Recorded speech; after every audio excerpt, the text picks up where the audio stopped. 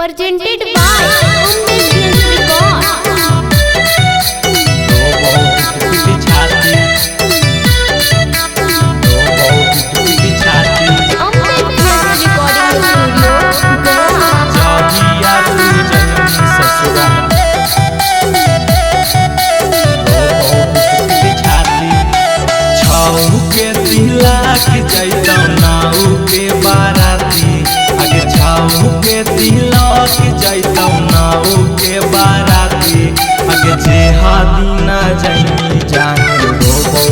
पिट छाती अगे जे हाथी ना जाई जानू रोबो पिट छाती अगे के कहरा से करबै जानू फोनावा से बाती अगे के कहरा से करबै जानू फोनावा से बाती जहिया तू जाई ससुरा रोबो पिट छाती अगे जहिया तू जाई ससुरा रोबो पिट छाती।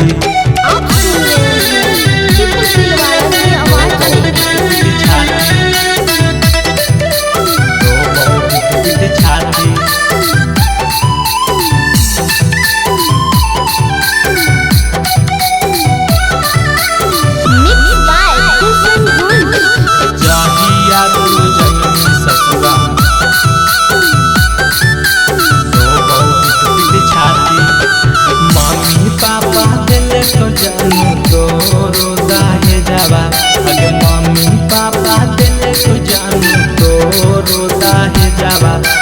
ले जइहा पानी के जानू खोइचा में कर जावा अगे ले जइहा पानी के जानू खोइचा में कर जावा के मारहवा में दिल को जानू जीजा तोहर नतिया अगे मारहवा में दिल को जानू जीजा तोहर नतिया अगे जे हदीना जाई जानू रोबो पिट छतिया अगे जे हदीना जाई जानू रोबो पिट छतिया।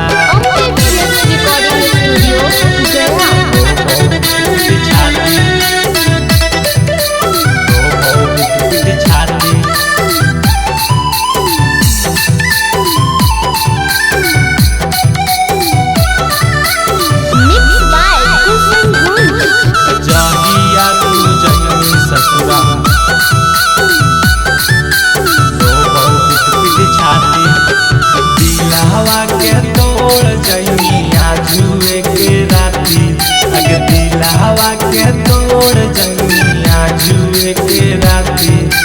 जे हाथी ना जाई ससुरावा रोबो पिट छाती अगे जे हाथी ना जाई ससुरावा रोबो पिट छाती।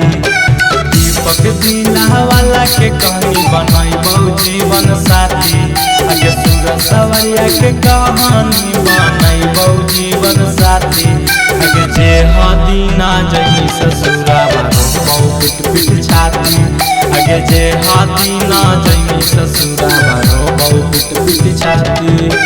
Music by